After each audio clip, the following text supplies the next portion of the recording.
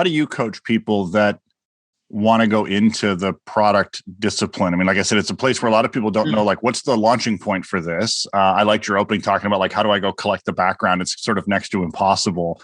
Yeah. And then once you get a foot in the door, like, how do you grow as a product person? Like, how do you give people guidance on sort of developing product people? Like, what frameworks or best practices? Like, how do people like get good at doing this?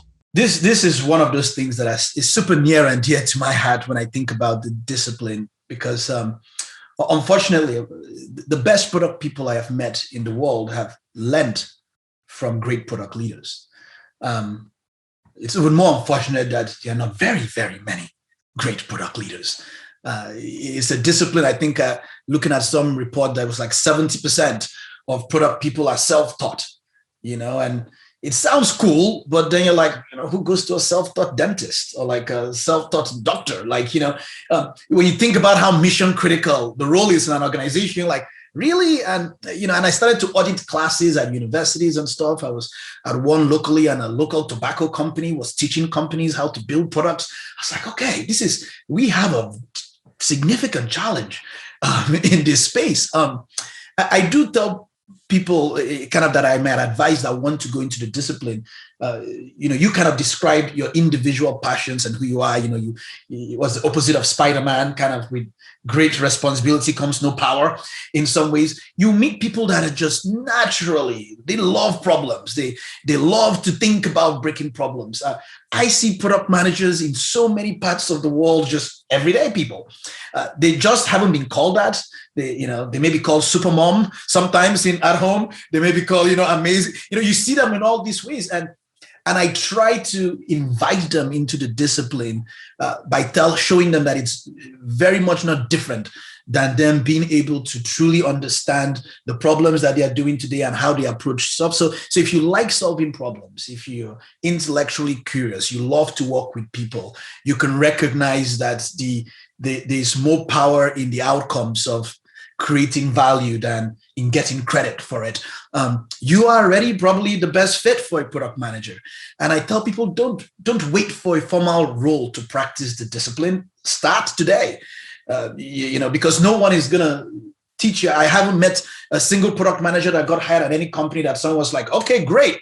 We are going to, day one, we're going to give you 3 years where we're just going to watch you learn. They literally want you to start solving problems for them the day you arrive. Throw you into a team.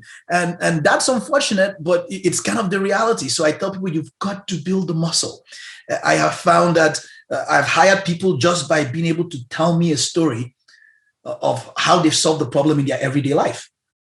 And while mine may be more complicated with more constraints in my environment, it's no different than your ability to just think through that and know what you need and who you need to do that. My favorite interview question is always like, I have a friend that is hearing impaired, and they've been, deaf since birth, and he wants to get a new job, and he struggles to wake up on time to go to this job. So traditional alarm clocks don't work. My friend comes to you and they're like, I need to figure out how to wake up in the morning, and I just draw out some kind of random problem like that to a person, and every answer tends to be okay for me, as long as you think through this, in the sense that, people say, yes, I will interview your friend, find out what I'm like, that's great. Do you understand sign language?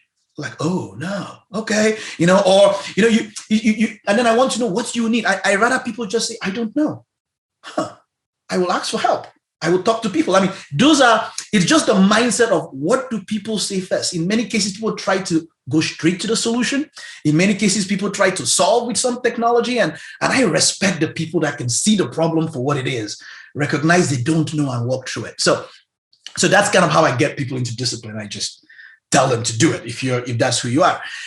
In terms of coaching people and developing product people, this one philosophically is super hard for me because it's, I don't think people recognize as much in the world today that coaching is a job, right? It's almost like I am your manager, and it's almost manager is a job for many people. And, the job of coaching is the job of managers. It is such a hard thing to, and And so lots of people miss the mark. That's, all great athletes, all great stars, they all have coaches. And unfortunately, because of the nature of who product people are, we see them as self-driven, independent people. They don't need help. They'll figure it out themselves. But they need to be coached. So as long as philosophically people understand that doing the job is your job, getting better at the job is the manager's job. It's so hard for me to even get this across to managers. Like, yeah. Janelle's job is to do the job.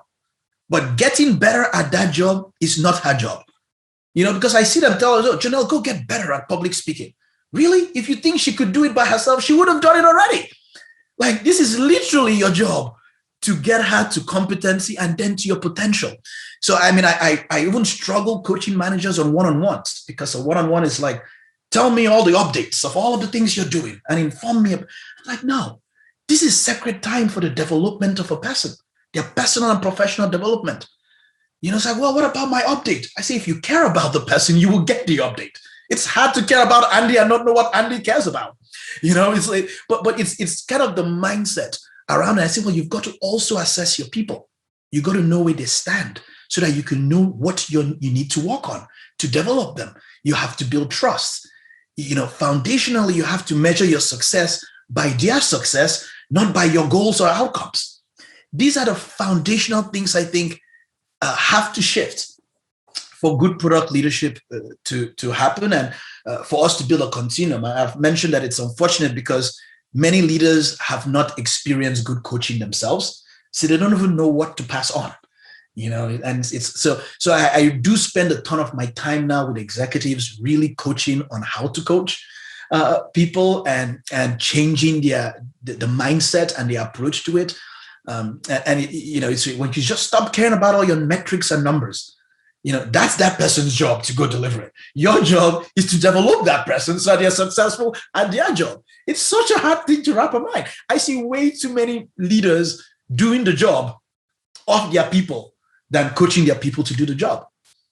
And that's because we promote people just because they're competent at the job they're doing, not because they're competent at coaching people to do that job.